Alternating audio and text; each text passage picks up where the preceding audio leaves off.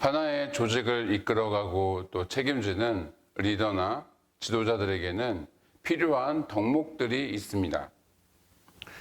무엇이 더 중요하고 시급한 상황인지를 분별하는 어떤 우선순위에 대한 부분, 또 옳고 그름을 구분하는 공의로움, 실수나 잘못을 품어줄 수 있는 포용력, 또 기회다 싶을 때는 전진하는 과감함이나 아닌 것 같을 때는 멈출 줄 아는 그런 절제 등이 있어야 할 것입니다. 이외에도 여러 덕목도 있어야겠지만 그 중에 하나가 리더십을 위임하는 것입니다. 권한을 나누고 역할을 분배하고 또 직책을 임명하는 것이죠. 왜 그렇습니까? 소수 인원이면 혼자서 해도 문제될 것이 없겠지만 조직이나 공동체가 성장하고 또 발전하기 위해서는 다수의 인원이 합력해야 하기 때문입니다. 일단 지도자 한 사람이 모든 것을 감당하는 것은 빠른 선택과 결정을 할 수 있다는 것에 있어서는 장점이 되겠지만 잘못된 판단을 낼 경우에는 급격한 위기를 맞이할 수 있습니다. 또한 구성원들이 굉장히 수동적이게 되어서 있으나 마나한 그 멤버십이 될 수도 있는 것이죠. 무엇보다 상호 신뢰가 형성되지 않기에 겉으로 보기에는 견고해 보이지만 마치 모래성처럼 순식간에 무너질 수도 있는 것입니다. 여러분들은 어떠한 리더십을 발휘하며 살아가고 계십니까?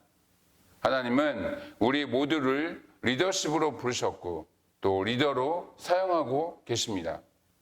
바라기는 뱀처럼 지혜롭고 또 비둘기처럼 순결한 영향력을 끼치시는 저와 여러분 되시기를 주님의 이름으로 축원합니다.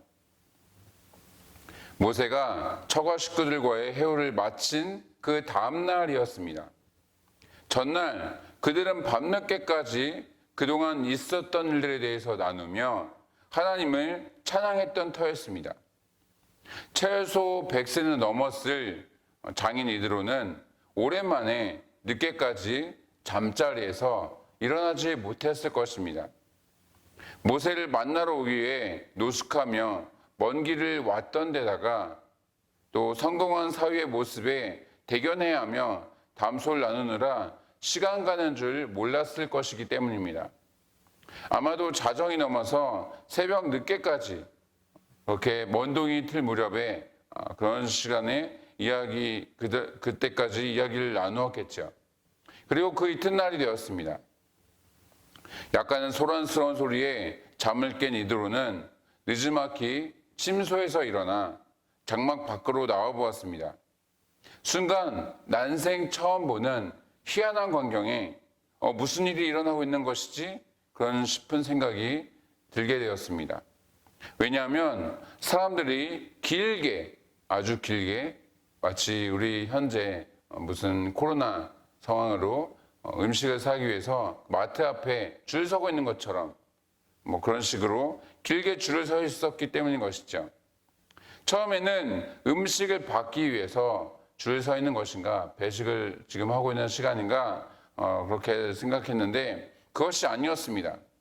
모세가 사람들의 맨 앞자리에 앉아 있고 시시비비를 가려주는 듯한 모습을 목격하게 된 것이죠.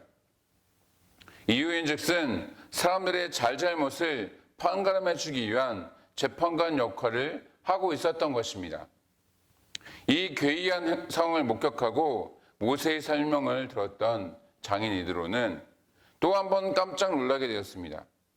왜냐하면 현재 이스라엘의 인구수는 장정만 해도 60만 명이었습니다. 여자와 아이들까지 포함시킨다면 대략 200만에서 300만 정도, 평균 250만 명 정도 되는 상황이었죠. 전체 인구수에 어떻든 간에 가족 안에서의 문제는 대부분 가정 안에서 해결했을 것입니다. 모세한테까지는 가지고 오지 않았겠죠.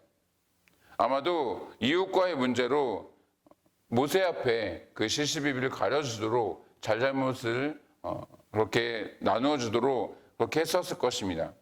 그 얘기는 장정 인구수만큼의 어떤 가정이 있다고 보았을 때 일반적으로 가정과 가정 사이에 문제였을 것이고, 또 전체 가구 수의 나누기 2를 하게 되면 그 문제의 가지수가 나올 것이라는 것입니다.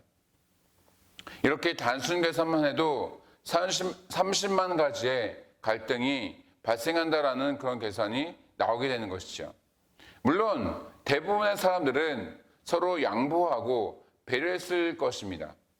더군다나 하나님의 놀라운 은혜를 계속해서 경험하고 있었던 데다가 또 광야 생활 초창기였기에 수십만 가지의 문제까지는 발생하지 않았겠죠.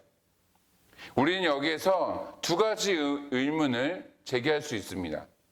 하나는 광야에서 무슨 싸울 것이 있다고 매일같이 시시비비를 가리려는 사람들로 북적대는가에 대한 것입니다. 하나님께서 매일 부어주신 은혜에 감사하고 한마음 한뜻으로 하나님께서 허락해 주신 그 약속의 땅, 그것을 향해 전진해도 부족할 판에 같은 편끼리 다투고 있으니 약간은 이해되지 않는 그런 상황인 것이죠. 하지만 생각해보면 그 이유는 간단합니다. 이들은 얼마 전까지 노예 상태였습니다. 수동적인 삶을 살았던 것이죠. 그러다가 하나님의 은혜로 자유인이 되었습니다.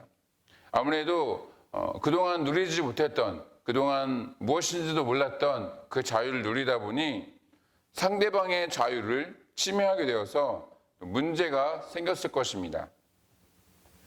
또한 애굽에 있을 때는 바로왕과 또 애굽인이라는 어떤 공공의 적이 눈앞에 있었습니다.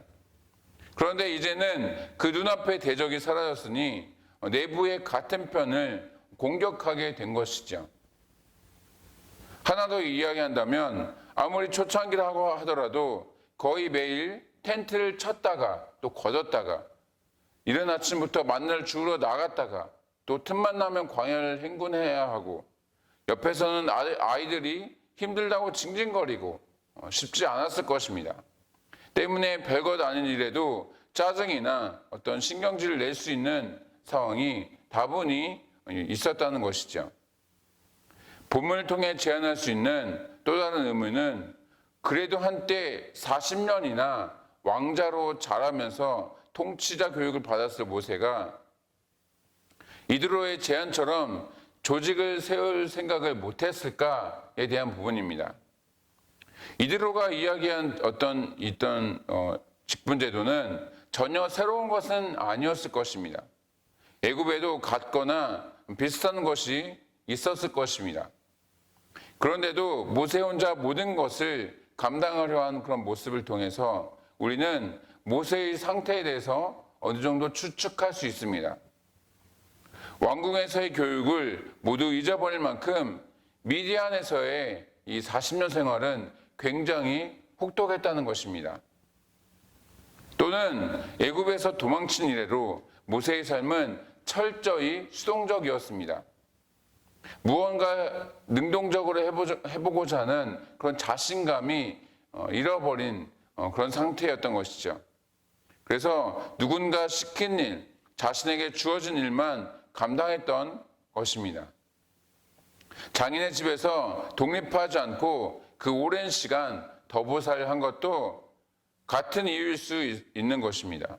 그러다 보니 조직 체계를 세우는 것에 대한 부담감이 있었을 수도 있는 것이죠. 또는 이스라엘 백성들을 출애굽시킨 이후에 그 다음으로 자신에게 주어진 어떤 새로운 미션은 이 재판관의 역할을 하는 것이다 라고 생각했을 수도 있습니다. 어찌됐든 분명한 사실은 이 일들을 혼자서 감당하는 것은 분명히 잘못된 생각이었다라는 것이죠. 그 부분에 대해서 장인 이드로는 가르침을 주었고 또 모세는 그 의견을 수용했습니다. 덕분에 이 믿음의 공동체는 더욱 견고해질 수 있었던 것이죠. 이러한 상호협력을 통해서 조직이나 공동체가 온전해짐을 기억하시기 바랍니다. 말씀을 마치겠습니다. 모세가 처음부터 분열과 다툼이 있는 사람들을 불러다가 판결을 하지는 않았을 것입니다. 아마도 수백만의 사람들이 단체성을 하면서 자연스럽게 발생하는 그런 갈등들을 누구나 인정할 만한, 믿고 맡길 만한 그런 사람을 찾다 보니 그렇게 하나둘씩 모이게 된 것이고 이렇게까지 커지게 되었던 것이겠죠. 중요한 것은 모세가 사태의 심각성을 깨닫지 못하고 모든 것을 혼자서 감당하려 했다라는 것입니다. 하지만 그러한 방법들은 하나님께서 추구하시는 것이 아님을 깨달으시길 바랍니다. 하나님 역시 성부, 성자, 성령, 하나님께서 함께 일하시고 역사하심을 기억하시기 바랍니다. 로마서의 말씀처럼 합력하여 선을 이루는 것이 하나님의 뜻인 것이죠. 무엇보다 교회 안에서건 밖에서건 여러분들의 주변에 계신 모든 분들이 특별히 한 신앙 공동체로 불러주신 우리 모두가 하나님께서 붙여주신 동역자임을 믿으시기 바랍니다. 그래서 다 함께 하나님의 나라와 주님의 몸된 교회를 든든히 세워나가시는 저와 여러분 되시기를 주님의 이름으로 축복합니다. 이 시간 구국 기도문을 통해 나라와 민족을 위해서 또 베트남 땅을 위해서 또 교회를 위해서 이 시간 함께 기도하며 나가도록 하겠습니다. 이 시간 구국 기도문으로 함께 기도합니다. 코로나 사태 속에서도 신실하신 하나님을 더욱 신뢰하게 해 주시옵소서. 이 모든 상황을 믿음으로 버티고 인내하며 회복을 경험케 해 주시옵소서. 코로나 재난으로부터 모든 성도들을 눈동자처럼 지켜 보호해 주시옵소서. 코로나19가 베트남과 대한민국과 세계에서 속히 지나가게 해 주시옵소서. 모든 가족과 함께 마음과 정성을 다해 하나님께 예배드리게 해 주시옵소서. 모든 성도가 경선에서 회개하고 또 의로운 삶의 열매를 맺게 해 주시옵소서. 교회의 생명사역을 적극 추진할 수 있는 여건을 속히 허락해 주시옵소서. 성도들이 처한 모든 환난과 어려움 가운데 피할 길을 허락해 주시옵소서. 성도들의 생업과 삶의 터전을 지켜주시고 결코 좌절하지 않게 해 주시옵소서. 이 땅에 확산되고 있는 코로나를 막아주시고 완전히 종식시켜 주시옵소서. 존귀하신 예수 그리스도의 이름으로 기도드리옵나이다. 아멘. 계속해서 베트남과 또 우리나라의 코로나 종식을 위해서 그리고 나라와 민족을 위해서 또한 여러분들의 개인적인 기도 제목과 또 주변에 어려움 당하고 있는 성도님들 위해서 이 시간 함께 기도하며 나아가겠습니다.